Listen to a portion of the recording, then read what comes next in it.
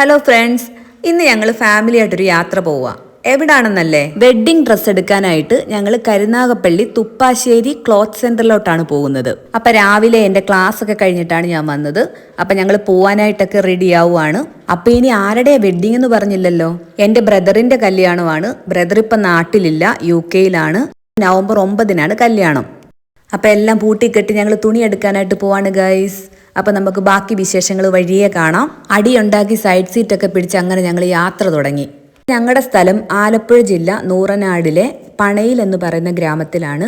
ഇതാണ് ഞങ്ങളുടെ പണയിൽ അമ്പലം. അമ്പലത്തിന്റെ അടുത്ത് തന്നെയാണ് കല്യാണപ്പെണ്ണിന്റെ വീടും. അത് മറ്റൊരു വീഡിയോയിൽ കാണിക്കാം. അപ്പം ഞങ്ങൾ പോകുന്ന കരുനാഗപ്പള്ളി തുപ്പാശ്ശേരിയിൽ എന്ന് പറയുന്ന ഈ ക്ലോത്ത് സെന്ററിൽ തന്നെയായിരുന്നു ഞങ്ങളുടെ കല്യാണത്തിന്റെയും ഡ്രസ്സുകൾ എടുത്തിരുന്നത്. അതിനുശേഷം ഇപ്പോഴാണ് ഞങ്ങൾ വീണ്ടും അവിടേക്ക് പോകുന്നത്. അങ്ങനെ ഞങ്ങൾ സ്ഥലത്തെത്തിയിരിക്കുകയാണ്.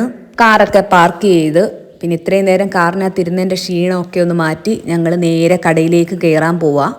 ആ കാണുന്നതാണ് തുപ്പാശ്ശേരിയിൽ ക്ലോത്ത് സെന്റർ. പുറമേ തോന്നുമ്പോൾ വലിയ വലിപ്പം തോന്നിയില്ലെങ്കിലും അകത്ത് അത്യാവശ്യം നല്ല കളക്ഷൻസ് ഉള്ളൊരു കടയാണിത്. അങ്ങനെ ഞങ്ങൾ അകത്തോട്ട് ചെന്ന് ഈ പോകുന്നതാണ് കല്യാണപ്പെണ്ണിന്റെ അച്ഛൻ. ഫേസ് നമുക്ക് വഴിയെ കാണാം.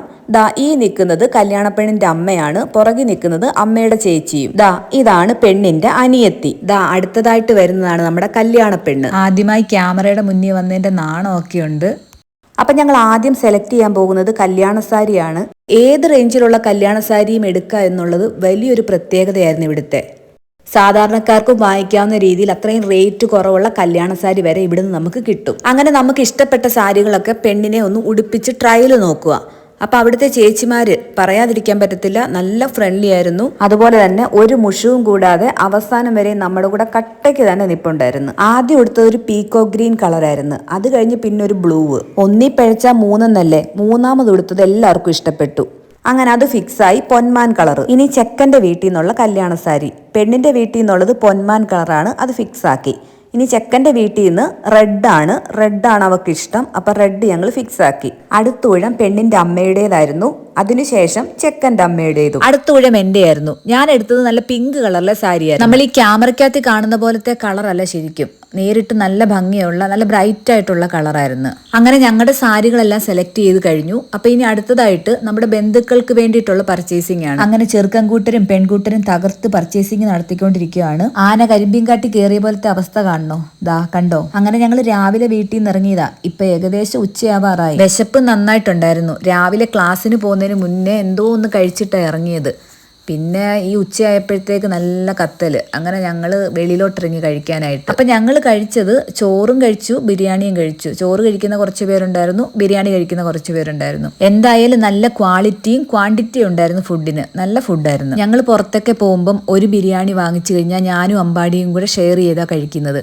ഇത് ശരിക്കും ഒരു ബിരിയാണി ഒരു 3 പേർക്ക് നന്നായിട്ട് കഴിക്കാനുണ്ടായിരുന്നു. അമ്പാടിക്ക് ഹാഫ് ബിരിയാണിയാണ് വാങ്ങിച്ചത്. എന്നിട്ടും ആ പ്ലേറ്റ് നിറച്ച് അവർ കൊടുത്ത്. നല്ല തിരക്കും ഉണ്ടായിരുന്നു ആ ഹോട്ടലില്. പപ്പയും വൈശാഖനും വേറെ ടേബിളിലായിരുന്നത്. അങ്ങനെ ഫുഡ് കഴിഞ്ഞ് ഞങ്ങൾ വീണ്ടും കടയിലേക്ക് തിരിച്ചു വന്നു. അങ്ങനെ നിന്നപ്പോൾ ഒരു സെൽഫി എടുക്കാന്ന് അങ്ങ് വിചാരിച്ച്. അങ്ങനെ ഞങ്ങൾ 2-3 ചുരിദാറൊക്കെ എടുത്തു. ഇതാണ് കല്യാണം കഴിഞ്ഞുള്ള റിസപ്ഷൻ ഇടാനുള്ള ഡ്രസ്സ്. എനിക്ക് ഒരെണ്ണം എടുത്തു.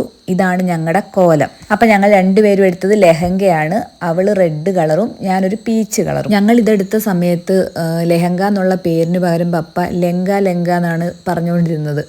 അതുകൊണ്ട് തന്നെ ഇപ്പം ഞങ്ങളെല്ലാവരും വീട്ടിൽ ലെഹങ്ക എന്ന് പറയുന്നതിന് പകരം ലെങ്ക എന്നാണ് ഇതിനെ പറയുന്നത്. അങ്ങനെ രാവിലെ കയറിയതല്ലയോ, അപ്പോൾ ഒരു 4-4:30 ആയപ്പോൾ ഞങ്ങൾക്ക് ചായ കിട്ടി. ഞങ്ങളോട് കഷ്ടം തോന്നി അവിടുത്തെ ചേച്ചിമാരൊക്കെ ഞങ്ങൾക്ക് ചായ കൊണ്ടു തന്ന്. അങ്ങനെ ചായയൊക്കെ കുടി കഴിഞ്ഞ് വീണ്ടും ഞങ്ങൾ ഡ്രസ്സൊക്കെ നോക്കി. ഈ ചേച്ചിമാരെല്ലാം നമ്മുടെ കൂടെ തന്നെ ഉണ്ടായിരുന്നു. നല്ല സപ്പോർട്ടായിരുന്നു എല്ലാവരും. ഞങ്ങളുടെ കൂടെ ഫുൾ നിന്നൊരു ചേച്ചി ഉണ്ടായിരുന്നു, നീതു ചേച്ചി. ഇതാണ് നീതു ചേച്ചി. ക്യാമറ എടുക്കുന്ന കണ്ടപ്പോൾ പുള്ളിക്കാരിക്ക് ചമ്മലായി. ചേച്ചി ആദ്യമൊന്നും ക്യാമറയ്ക്ക് മുന്നിൽ വരുത്തേയില്ലായിരുന്നു. ക്യാമറ അങ്ങോട്ട് കാണിക്കുമ്പോഴേ ചേച്ചി തിരിഞ്ഞങ്ങ് പോകും. അപ്പൊ ഇനി ശ്രീകുട്ടി എടുക്കുന്നത് ധാവണിയാ. ശ്രീകുട്ടി എന്ന് പറയുന്നത് കല്യാണപ്പെണ്ണിന്റെ അനിയത്തി. ശ്രീപാർവതി എന്നാ ശരിക്കുള്ള പേര്. അപ്പൊ ഇതൊക്കെ ഞാൻ നീതു ചേച്ചി അറിയാതെ എടുക്കുന്ന വീഡിയോസ് ആണ്. നീതു ചേച്ചി അങ്ങനെ ക്യാമറയുടെ ഫ്രണ്ടിലോട്ട് വരുന്നില്ല. കല്യാണപ്പെണ്ണിന്റെ പേര് പറഞ്ഞായിരുന്നോ? ശ്രീലക്ഷ്മി എന്നാണ് കല്യാണപ്പെണ്ണിന്റെ പേര്. നിന്ന് എല്ലാവരും കുഴഞ്ഞ് കിട്ടുന്ന അവസരത്തിൽ ഓരോരുത്തരും അവിടെ ഇവിടെയൊക്കെ മാറിയിരിക്കുക. അങ്ങനെ നമ്മുടെ അമ്പാടിക്കുട്ടൻ്റെ ഊഴമെത്തി. ഇതാണ് നമ്മുടെ അമ്പാടിക്കുട്ടൻ്റെ കല്യാണത്തിനുള്ള ഡ്രസ്സ്. എങ്ങനെയുണ്ട്? എല്ലാവർക്കും ഇഷ്ടപ്പെട്ടോ? അങ്ങനെ ഞങ്ങളുടെ പർച്ചേസിങ് എല്ലാം കഴിഞ്ഞു. എല്ലാവരും ക്ഷീണിച്ച് കുത്തിയിരിക്കുക. ഇനി ബില്ലിംഗ് കൂടെ കഴിഞ്ഞാൽ മതി. സാധനങ്ങളൊക്കെ എടുത്തിട്ട് നമുക്ക് വീട്ടിലോട്ട് പോകാം. അപ്പോൾ ഓരോരുത്തർ ഓരോ സെറ്റായിട്ടിരുന്ന് ഇങ്ങനെ സംസാരിച്ചുകൊണ്ടിരിക്കുക. അമ്പാടിയാ വീഡിയോ എടുക്കുന്നത്. അമ്പാടി എല്ലാവരെയും ഫോക്കസ് ചെയ്ത് എടുക്കാൻ ശ്രമിക്കുന്നുണ്ട്. പക്ഷെ എല്ലാവരെയും വായിക്കാത്തിലോട്ടൊക്കെ ക്യാമറ പോകുന്നത്. ഏകദേശം രാത്രി ഒരു 8:30-9 മണിയായി ഈ ടൈമിൽ. അല്ലെങ്കിലും കല്യാണത്തിനുള്ള ഡ്രസ്സൊക്കെ പർച്ചേസ് ചെയ്യുമ്പം ഏകദേശം ഒരു ദിവസമൊക്കെ നമ്മുടെ കയ്യിൽ നിന്ന് പോകും. ശ്രീലക്ഷ്മിയെ ഞങ്ങൾ ലച്ചു എന്നാണ് വിളിക്കുന്നത്. അപ്പം ലച്ചു ക്ഷീണിച്ച് അമ്പാടിയുടെ മണ്ടയ്ക്കോട്ടങ്ങ് വീണ്. അങ്ങനെ അവസാനം ഞങ്ങൾക്ക് തുണിയൊക്കെ കിട്ടി. ശരിക്കും കാറിൽ വന്നത് ഭാഗ്യമായി. ഓട്ടോയിലായിരുന്നെങ്കിൽ ഞങ്ങൾ ഇതെല്ലാം കൂടെ എങ്ങനെ കൊണ്ടുപോയേനെ. അങ്ങനെ കൂട്ടത്തിൽ ഞങ്ങൾക്ക് 2 ബാഗും കിട്ടി. പപ്പയുടെ കൈ ബാഗ് ഇരിക്കുന്ന കണ്ടപ്പോൾ അമ്പാടിക്ക് അത് വേണമെന്ന് പറഞ്ഞു. അങ്ങനെ അത് അമ്പാടിക്ക് സ്വന്തമായിട്ട് പപ്പ കൊടുത്തു. പാവം നീതു ചേച്ചി ഞങ്ങൾക്കുള്ള ബില്ലിംഗ് ഒക്കെ കഴിഞ്ഞ് ഞങ്ങളുടെ സാധനങ്ങളെല്ലാം എടുത്തു വെക്കാൻ ഹെൽപ്പൊക്കെ ചെയ്തതിന് ശേഷമാണ് ചേച്ചിയും അവിടെ നിന്ന് ഇറങ്ങിയത്. അങ്ങനെ വിശപ്പും ഉറക്കവും എല്ലാം കൂടെ വന്ന് എല്ലാവരും തളർന്ന് നിൽക്കുക. അപ്പോൾ ഇനി അടുത്തതായിട്ട് നമുക്ക് ഫുഡ് കഴിക്കാൻ പോകണം. അപ്പോൾ ഇവിടെ നിന്ന് ഇറങ്ങി ഞങ്ങൾ നേരെ ഒരു ഹോട്ടലിൽ കയറി. ഞാൻ ഈ വീഡിയോ ഡബ് ചെയ്യുന്നതും രാത്രിയിലാണ്. അതായത് ഉറക്കം വന്ന് നിൽക്കുന്ന ഒരു സമയമാണ്. അതുകൊണ്ട് തന്നെ നല്ല സംസാരത്തിലൊക്കെ നല്ല ഒരു ക്ഷീണവും കാര്യങ്ങളും ഒക്കെ ഉണ്ട്. അപ്പോൾ എല്ലാവരും അത് ക്ഷമിക്കുമല്ലോ. അപ്പോൾ ഹോട്ടലിലേക്ക് ഞങ്ങളാണ് ആദ്യം വന്നത്. അപ്പോഴേക്കും ഞങ്ങൾ എല്ലാവർക്കും ഓർഡറൊക്കെ ചെയ്തു. ഓർഡർ ചെയ്ത് കഴിഞ്ഞപ്പോഴേക്കും അവരും വന്ന്. അങ്ങനെ ഞങ്ങൾ ഫുഡ് കഴിക്കുക. ലച്ചു ഞങ്ങളുടെ അടുത്തുള്ള കുട്ടിയാണ്. അതുപോലെ തന്നെ ഞങ്ങൾക്ക് നേരത്തെ അറിയാവുന്ന കുട്ടിയാണ്. അതുകൊണ്ടാണ് ഞങ്ങളോട് ഇത്രയും ഫ്രണ്ട്ലി ആയിട്ട് ഇടപഴകുന്നത്. ഞങ്ങൾ ഓരോരുത്തരും ഓരോ ഫുഡാണ് ഓർഡർ ചെയ്തത്. Parotta, chapati, butter naan, chicken noodles, tandoori, chilli chicken. ഞങ്ങളെല്ലാവരും അങ്ങോട്ടും ഇങ്ങോട്ടും ഷെയർ ചെയ്താ കഴിച്ചത്. അതുകൊണ്ട് എല്ലാവർക്കും എല്ലാം കഴിക്കാനും പറ്റി. അപ്പം മീൻകറി കൂട്ടാനൊരു കൊതി തോന്നി. അപ്പോൾ ഒരു മീൻകറിയും വാങ്ങിച്ചു. അമ്പാടിയുടെ ഫേവറേറ്റ് എപ്പോഴും പൊറോട്ടയും ചില്ലി ചിക്കനുമാണ്, അല്ലെങ്കിൽ ബിരിയാണി. എവിടെ പോയാലും അമ്പാടി അതേ ഓർഡർ ചെയ്യും. ഞങ്ങളുടെ തൊട്ടപ്പുറത്തെ ടേബിളിലാണ് ലച്ചുവിൻ്റെ അച്ഛനും അമ്മയും വല്യമ്മച്ചിയും അനിയത്തി ഇരുന്നത്. ശ്രീകുട്ടി അമ്മയും വല്യമ്മച്ചിയും ഒന്നും ചിക്കൻ കഴിക്കാറില്ല. അവർക്ക് മീനാണ് ഇഷ്ടം. അരുണിന് നൂഡിൽസ് വേണ്ടാന്ന് പറഞ്ഞതാ. ഞങ്ങൾ നിർബന്ധിച്ച് നൂഡിൽസ് കഴിപ്പിച്ചതാ. അങ്ങനെ ഞങ്ങൾ എല്ലാവരുടെ കഴിച്ചതാ ഈ ഒരു അവസ്ഥയിൽ എത്തിച്ച്. ഒത്തുപിടിച്ചാൽ മലയും പോരുമെന്നല്ലേ.